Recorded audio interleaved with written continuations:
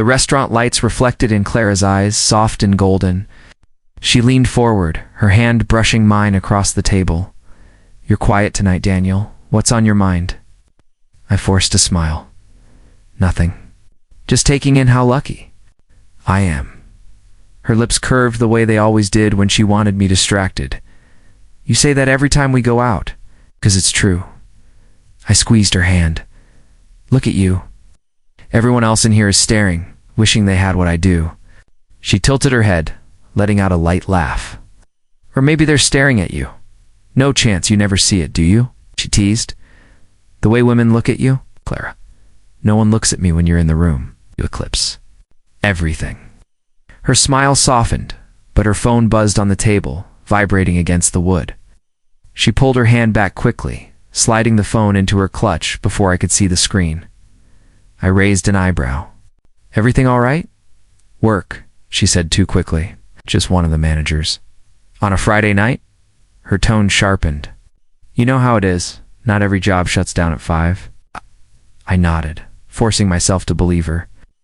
The waiter arrived with dessert, breaking the tension. Clara picked up her fork with a dazzling smile as if nothing had happened.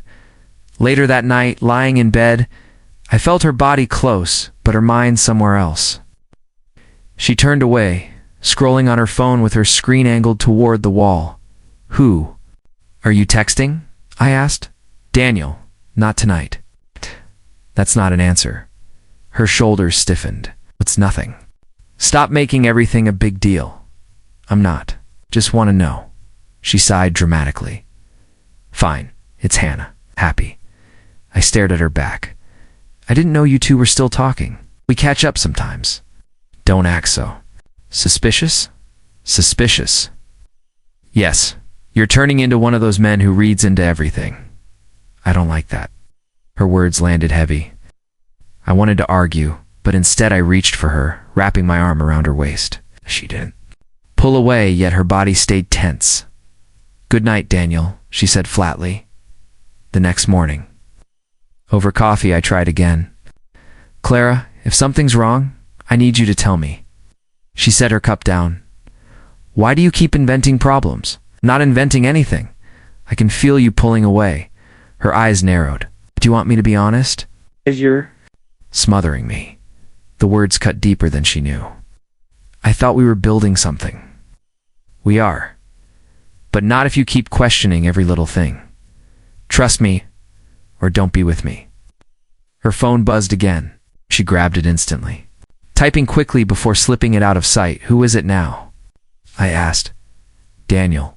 Her voice carried a warning. "Don't." That night we attended a charity event together. She was magnetic in her black dress, every movement effortless, every laugh rehearsed. People looked at us and saw a perfect couple.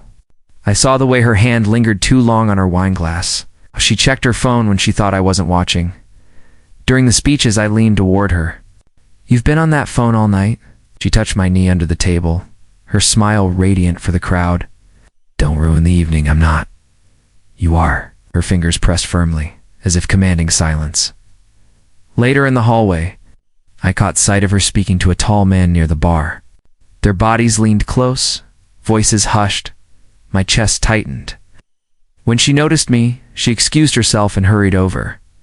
"Daniel," she said sweetly, looping her arm through mine. "There you are. I was just asking Richard about the fundraiser." "Totals, Richard?" "Yes. He's on the committee." Her tone carried the edge of a dare. "Do you have a problem with that?" I shook my head, though my stomach churned. On the ride home, silence filled the car until I couldn't hold it in. "You and him seemed comfortable." Her laugh was sharp. "So now I can't speak to anyone without interrogation?" "I didn't say that. You didn't need to." She folded her arms, turning toward the window. When we reached the apartment, she went straight to bed. I sat on the couch, staring at the blank television screen, fighting the doubt clawing at me around. Midnight, I walked into the bedroom. Clara's phone lit up on the nightstand with a message before going dark again. My eyes caught the preview. "He still doesn't know, does he?" My throat closed. I stood frozen, staring at the glowing words before the screen faded. Asterisk the next morning. I sat at the kitchen counter, staring at Clara's phone on the table. "Who sent that message?" I asked. She walked in wearing her silk robe, tying it loosely at the waist. "What message? It's the one that lit up your screen last night?" Her eyes flickered for a second before she gave a short laugh. "You're seriously checking my phone?" Now, I didn't check it. It flashed. I saw the words. She poured herself coffee. "Then you read it wrong, Clara. It said he still doesn't know. Do you understand how that looks?" She stepped close, placing her mug down with a little thud. "Daniel, listen to yourself. You sound paranoid." "Not paranoid, I'm asking a simple question." She leaned in, pressing her lips against mine quickly, as if silencing me. Her perfume was sharp, overwhelming. "You worry too much. Stop turning every little thing into a conspiracy." I pulled back. "Who was it from?" Her smile widened, too practiced. "Go. End of story. That's not the end for me." Her voice turned cold. "Then maybe you should learn to trust me, or this won't work." The threat lingered in the air, and I hated myself for letting it silence me. That night she dressed in a tight, black dress for what she called a business dinner. "You need me to come?" I asked. She clipped earrings into place. "It's boring company talk. You'd hate it. I'd still rather be with you." She kissed my cheek, her smile sweet but her tone cutting. "Don't wait up." The door closed behind her, and I sat there staring at the empty apartment. The next week she invited me to a dinner party at a colleague's home. "You'll like this one," she said. "It'll be good for us to show up together." I raised an eyebrow. "Good for us? Or good for you?" She gave me a playful slap on the chest. "Both." At the party, Clara sparkled in the center of the room, introducing me as if I were part of her curated image. People complimented us, called us the perfect couple, and every word felt like glass in my chest. I noticed him then, Richard. Tall, well-dressed, with a confidence that seemed too familiar with her. His eyes lingered on her more than anyone else's. "Who's that?" I asked, as she guided me through the crowd. She barely glanced over. "Richard, works in finance. Don't worry about him." But I did. Later, while mingling, I lost sight of her. I found her in the hallway, cornered with Richard. Their heads leaned close, their voices low, too intimate. "Clara," my voice cut through the space. She spun around quickly. "Daniel, there you are. I was just asking Richard about the fundraiser totals." Richard gave me a polite nod, though his smirk told a different story. I forced a tight smile. "Glad you're both so dedicated to charity." Clara looped her arm through mine, steering me back toward the dining room. Her nails dug into my skin. "Don't start," she hissed under her breath. I didn't say anything. "Irk. Looking at me like you're about to cause a scene. Maybe because I walked in on you whispering with another man." Her grip tightened. "Don't ruin this for us, Daniel, not tonight." Her words stung worse than the claws in my arm. Us. What did us mean to her now? The laughter from the dining room spilled out as she pulled me back inside, but all I could hear was the echo of her warning. Clara's voice rose across the apartment. "You embarrassed me last night, Daniel." I set my keys down. "I asked you a question." "That's not embarrassment. That's honesty." "You stormed into a private conversation and acted like a jealous child." "Private conversation with Richard? Clara, do you hear yourself?" Her jaw tightened. "I don't need to explain myself every second of the day. You do when you keep lying to me." She spun toward me, her heels striking the floor. "You're suffocating me. Or maybe you're guilty." She slapped her purse onto the couch. "I don't have time for this." The door slammed. I stood in silence, the weight of her words pressing into my chest until I felt like I couldn't breathe. I walked outside, down the street, not sure where I was going. I stopped at a small cafe, tucked into the corner of a side street. I ordered coffee, sat alone, tried to let the noise of strangers drown my thoughts. "Daniel," a voice said. I turned. A woman with chestnut hair and sharp green eyes stood a few feet away, holding a tray with a single cup of tea. "Yes," she smiled faintly. "It's Amelia, Clara's cousin. You probably don't remember me." I froze. Clara had only ever mentioned her name with venom. "I remember the stories." "Let me guess. Selfish, manipulative, the family disgrace?" I nodded carefully. Amelia laughed, shaking her head. She never changes. Mind if I sit? Go ahead. She slid into the chair across from me. The cafe light caught the curve of her cheek, and for the first time all week I felt my chest loosen. You look miserable, she said. I let out a dry laugh. That obvious? Yes. Clara and I fought. When don't you? Blunt, I'm honest. Clara and I haven't spoken properly in years, but I know her patterns. I studied her face. Why does she hate you so much? She hates anyone she can't control. Never played her game. There was a quiet, a certainty in her voice that pulled me in. She said, you destroyed the family, I said. Amelia smirked. That's her favorite line. The truth is, I walked away before she could destroy me. Her hand brushed mine on the table as she reached for her cup. The contact was brief, but it sent a current through me I hadn't felt in months. Shouldn't be sitting here with me, I said. Why not? 'Cause if Clara finds out, she'd explode. Amelia leaned forward. She already does that, doesn't she? I couldn't help but laugh, though guilt twisted in me. Her eyes softened. I'm not trying to come between you two, but you look like you need someone who will actually listen. I do. Then let me.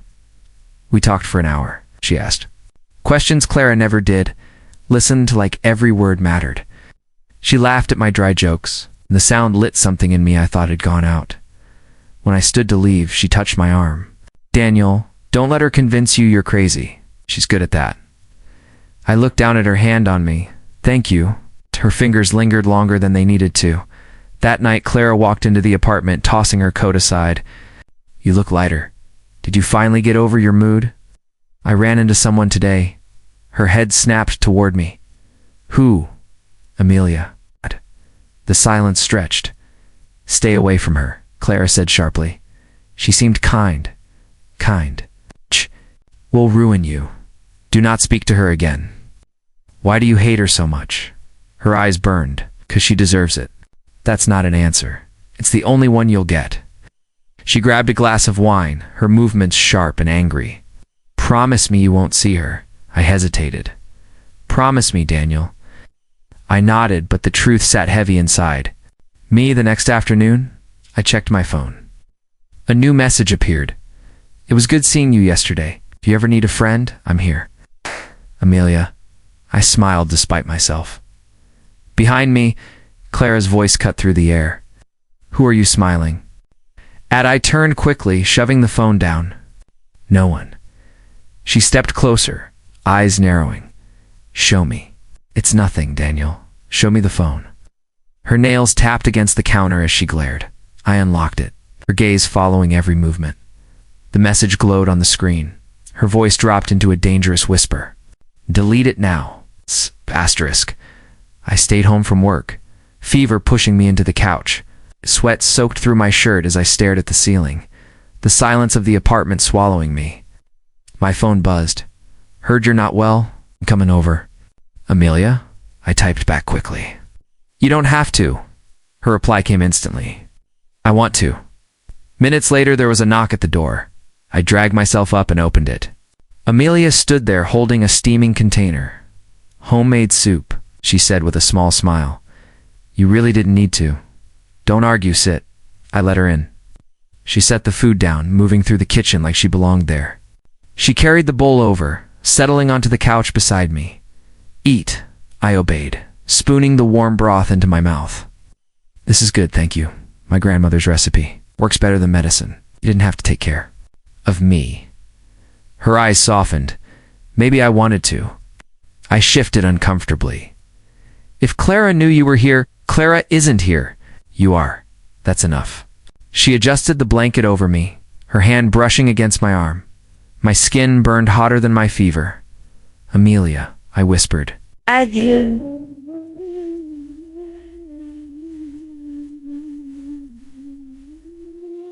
This isn't a good idea. Why not? You're her cousin, and you're the man she doesn't deserve. The air thickened between us. She tucked a strand of hair behind her ear, her shoulder brushing mine. You're too close, I said, though I didn't move away. Do you want me to move? I hesitated. No. Her fingers reached for my forehead, sweeping damp hair aside. "You're burning up." The way she touched me felt different. Not like Clara's cold gestures. This was warm, lingering, tender. "Amelia," I said, my voice low. She held my gaze. "Daniel." Broke. The space between us pulled tight, charged, until the sound of a door unlocking shattered it. Clara's voice rang out. "Daniel, are you home?" Amelia's hand fell away. I sat up quickly, panic rushing through me. Clara stepped into the living room, her heels clicking across the floor. She froze at the sight of Amelia on the couch. "What is this?" "Clara," demanded Amelia, straightened calmly. "I brought him soup. He's sick." Clara's eyes narrowed. "Get out." "Clara," I started. She cut me off. I said, "Get out." Amelia stood slowly, unbothered. "I'll leave. But don't pretend you're angry because I was here. You're angry because he smiled while I was." Clara's face twisted. "You think you know him?" "You don't." "I know enough," Amelia replied softly. Clara stepped closer, her voice sharp as glass. "Stay away from him." Amelia glanced at me once before walking out, her presence lingering even after the door closed. I turned to Clara. "You didn't have to treat her like that. She's poison." She was helping me. "She wants you, Daniel." My chest tightened. "And if she did?" Clara's eyes blazed. "If you ever choose her over me, you'll regret it." I sat in my car outside Clara's office, gripping the steering wheel so tight my knuckles turned white. I had no reason to be here except the gnawing voice in my head telling me I needed to see for myself. An hour passed before the doors opened. Clara stepped out, laughing, her arm brushing against Richard's. They weren't careful. They weren't even trying to hide. I climbed out before I could stop myself. "Clara." Her laughter froze. Richard's eyes flicked to mine. "Daniel," she said, her voice sharp with surprise. "What are you doing here? I should be asking you that." Richard shifted uncomfortably. "I'll give you two a moment." Clara caught his arm. "No." "Stay." I felt my stomach twist. So it's true. She tilted her head, eyes narrowing. "And if it is, you lied to me." She laughed softly. "Don't be so dramatic. It wasn't a lie. It was a distraction." "A distraction." "Yes." "You were too easy to fool." The words cut deeper than any knife. "How long does it matter?" "It matters to me." She shrugged. "Months, maybe longer." I lost count. My chest caved in. "Why?" "Because you were never enough, Daniel. You gave me stability, but you never gave me fire." I shook my head. "You could have told me. You could have left and give up the comfort you provided. You paid the bills. You made me look good. Why would I walk away from that?" I stared at her, searching for the woman I thought I knew, but she wasn't there. "Only coldness, Clara," I whispered, my voice cracking. "I loved you." She stepped closer, her expression unreadable. "That's the problem. You loved me too much. It made me careless. I couldn't breathe." I turned and walked away. Rain started to fall as I reached my car. I didn't get in. I just stood there, letting the water soak me, washing over the fire and ash inside. "Ow." My chest ached with betrayal. My hand shook with rage. "Daniel," a voice called. I turned. Amelia stood across the street, clutching an umbrella. She ran toward me, the rain plastering her dress to her skin. "What are you doing out here?" she asked, breathless. "She was with him," I said, my throat raw. Amelia's eyes softened with understanding. She reached out, her hand brushing mine. "I'm sorry." I shook my head. "You don't get it?" She looked me in the eye and told me I was too easy to fool. Amelia's grip tightened. "You deserve better than that." The rain poured harder, thunder rolling above us. I felt the world crumbling under my feet, but Amelia's touch anchored me. "You're shivering," she said. "I can't go back there." "Then don't. Stay with me tonight." I searched her face. The sincerity in her eyes burned hotter. Then the storm around us. Her hair clung to her cheeks, her dress hugging her curves, every inch of her glowing in the rain. I had never seen someone look so heartbreakingly alive. I choked out the words. "Why are you here?" "Because you needed someone. And because I couldn't stay away." Her hand moved up to my face, wiping the rain from my cheek. My skin burned. Under her touch, for the first time in months, I felt wanted not for what I provided, but for who I was. I leaned close, trembling against her ear, my voice breaking. Why does it feel like I've been waiting for you all along? Amelia sat on the edge of my couch, her knees brushing mine. The lamp between us cast a soft glow, but her eyes carried all the light I needed. We shouldn't be doing this, I said quietly. Her lips curved. Talking more than talking? You think I don't feel it too? She asked. I swallowed hard. That's the problem. Leaned in, voice barely above a whisper. Then tell me to leave. I looked at her, really looked, and I couldn't say it. My silence gave me away. Her hand slipped over mine, warm and steady. You don't want me to go? Wanting isn't a crime, Daniel. What she did to you was... I shook my head. Clara will call this revenge. She'll say you and I are only together to hurt her. Does it feel like revenge when I touch you? Her thumb brushed my palm. No, I admitted. It feels like breathing after drowning. She leaned closer, her hair grazing my cheek. Then stopped fighting it. I pressed my forehead to hers, my chest rising and falling too fast. You don't understand how dangerous Clara can be. Amelia's eyes didn't flinch. Let her come. I'm not afraid of her. Pulled back, searching her face. You should be. She doesn't let go easily. She doesn't lose without blood. Her smile was steady, but her eyes burned. And I don't back down when something matters. The space between us dissolved. My lips hovered above hers, every muscle. In me tense, I whispered, if we cross this line, there's no going back. Her hand slid up to my neck. Then don't look back.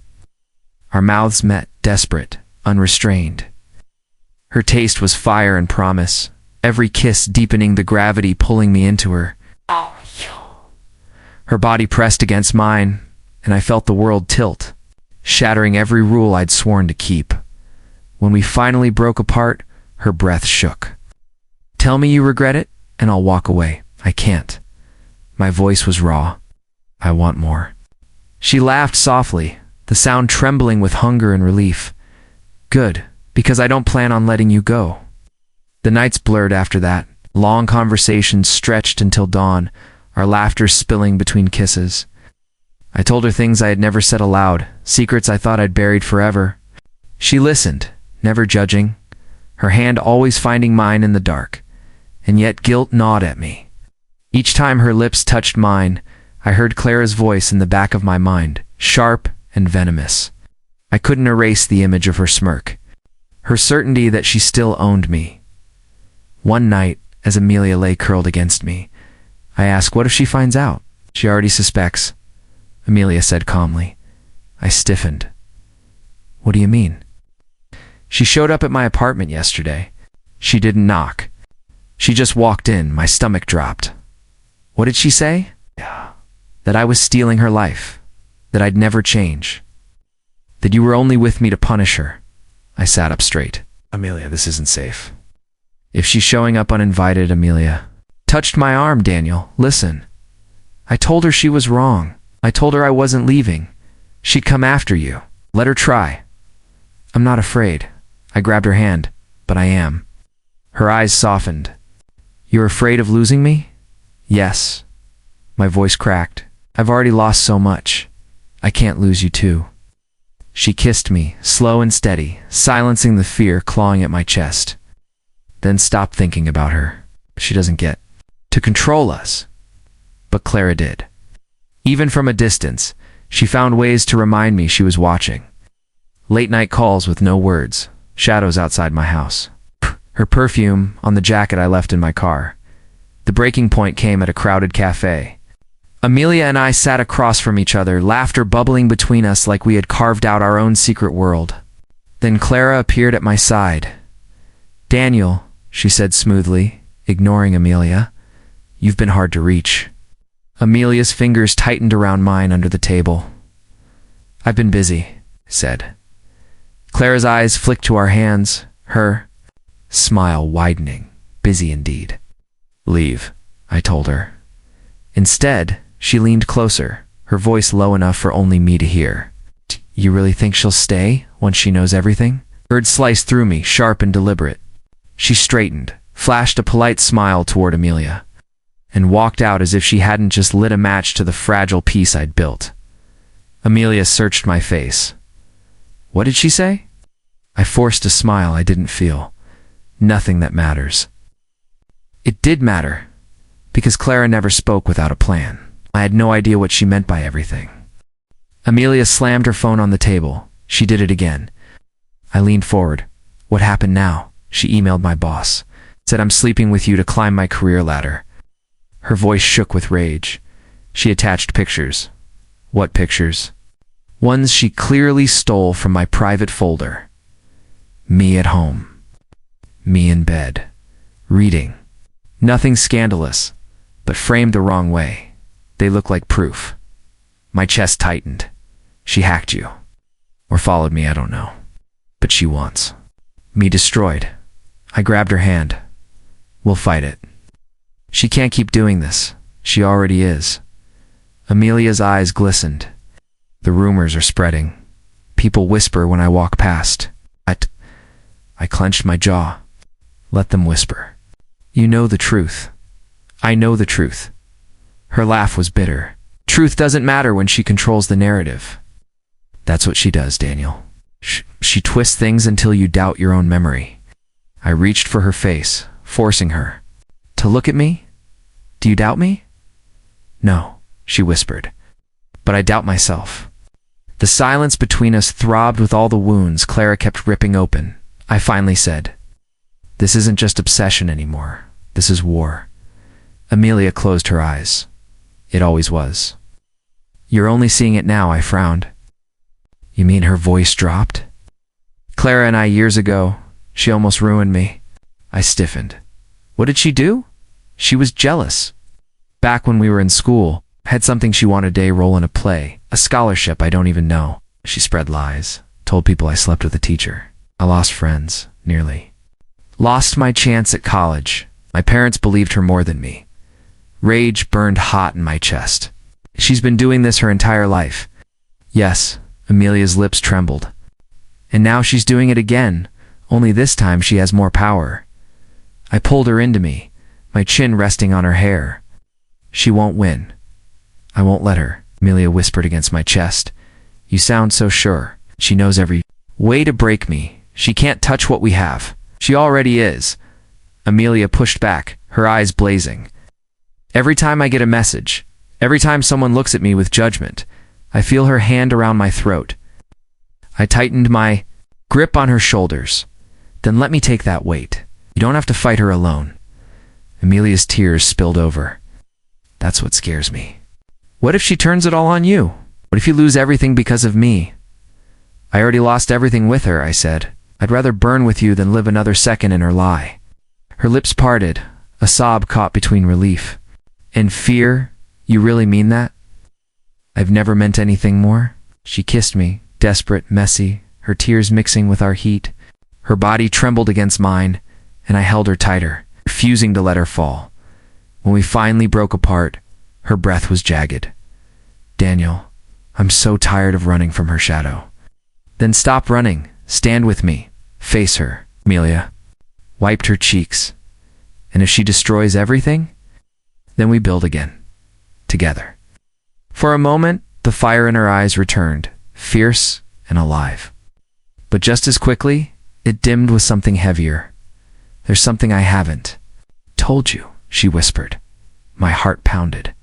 What is it? She swallowed hard, her hands twisting in her lap. The past few weeks, I've been late. At first I thought it was stress, but now I can't ignore it. I froze, my pulse roaring in my ears. Late, she looked at me with tears spilling freely now. Daniel, I think I'm pregnant. The world tilted under me. My mouth went dry, words collapsing before they could form. Amelia's voice cracked as she asked, What do we do? Amelia's voice still echoed in my head as she sat across from me, hands trembling on the table. Daniel, I'm carrying your child, I whispered back. We'll get through this. Before she could answer, the front door burst open. Clara. stepped in, her smile sharp as glass. So it's true. Amelia stiffened. You broke in? Claire ignored her, eyes locked on me. You couldn't keep it simple, could you, Daniel? You had to ruin everything. Clara, leave, I said. No, she snapped. Not until you admit what you've done. You got her pregnant, didn't you? Amelia's chin lifted. Yes. And I'm not ashamed. Clara's laugh was jagged. You think this makes you powerful? It makes you pathetic. You think you'll stay once the reality sets in? I slammed my hand on the table. Enough. I love her. That's the reality. Her face twisted. Love. Don't pretend you know what that word means. You were mine. I was never yours. I lived in your cage. That wasn't love. It was control. Clara's eyes darkened. You'll regret saying that. Amelia stood, her voice steady. No, Clara, you will regret everything. All the lies, the rumors, the way you've poisoned people for years, it's over. Clara sneered. You think you're some saint? You forget I know who you really are? Say it, Amelia dared. Expose yourself with your own venom. Alas. Voice rose. You seduced him to hurt me. That's all this is. You never cared about him. You never cared about anyone. Amelia's eyes blazed. If you think this is revenge, then you've already lost. This child is hope, not hate.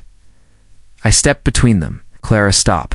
You can scream, threaten, twist the past, but it changes nothing. Amelia and I are building a future. You can't touch that. Her lip curled. Watch me. I took a step. Closer. What are you so afraid of? Someone finally sees through you. That the mask you've worn for years is cracking. Her breathing grew ragged. You think you know me? You have no idea what I sacrificed for you? What you sacrificed? My voice hardened. You sacrificed everyone else's happiness just to feed your ego. That's not love. That's sickness. Clara's hands shook, her fury trembling out of control. You'll regret choosing her, Amelia whispered, almost to herself. Already did regret staying silent all those years. Not anymore. Clara's gaze snapped to her. You ruined my life once? You'll do it again. Amelia stepped forward, shoulders squared. You ruined your own life, Clara. You lied, manipulated, destroyed trust, and now the truth is out. Clara screamed, voice breaking. Have you, Daniel? Then no one will. The room shook with her words, her fury filling every corner. I didn't move. I didn't blink. I answered with the only truth left. Then you've already lost, because I was never yours to begin with. The courtroom was crowded, the air thick with tension. I sat beside Amelia, her hand pressed tightly into mine. Clara stood across from us, her face still carrying that mask of control. But her eyes betrayed cracks. Richard's voice broke the silence.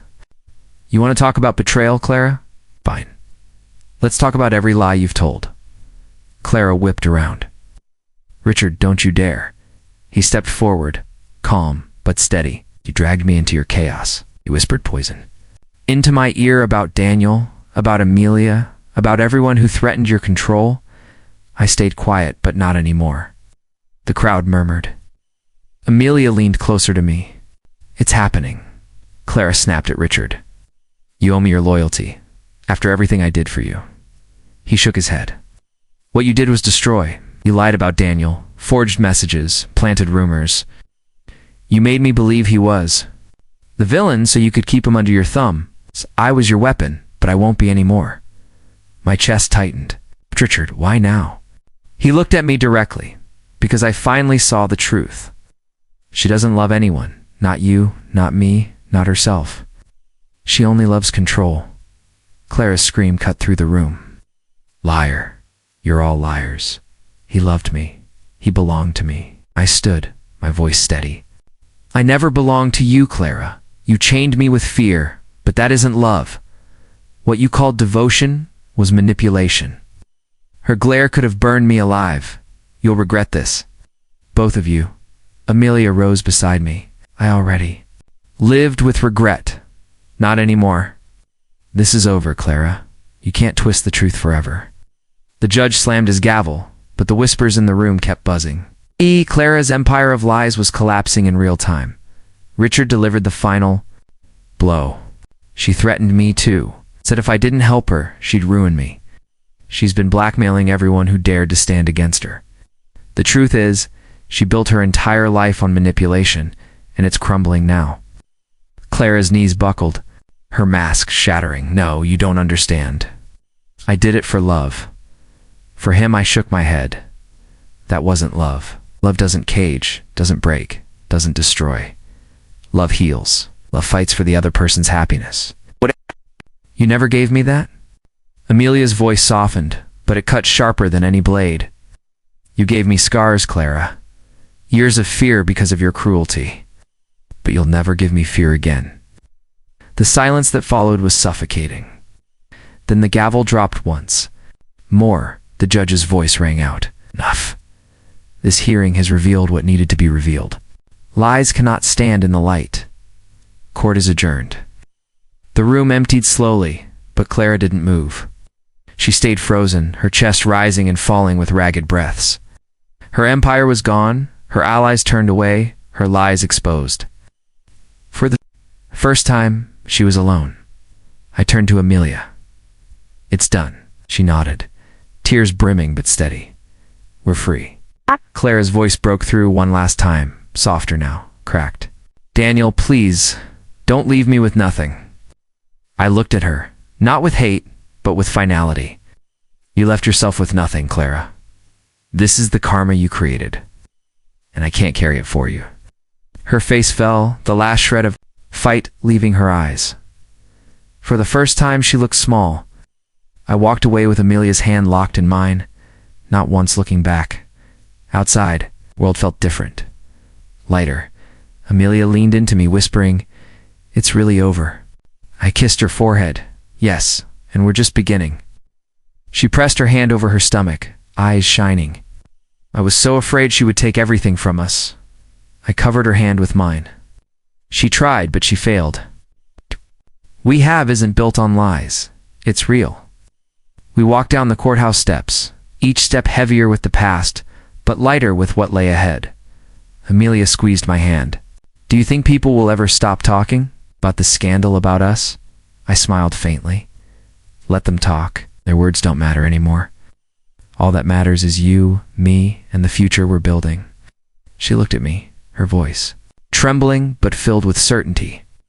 Daniel, I never thought I could be strong enough to face her, to face all of this. But you made me believe again.